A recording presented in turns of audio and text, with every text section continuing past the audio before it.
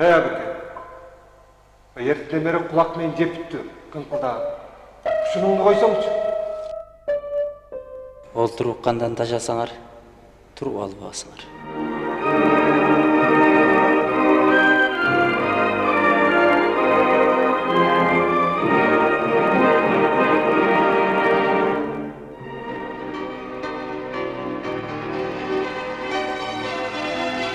Ата жұрттың нұқыра байлығы өз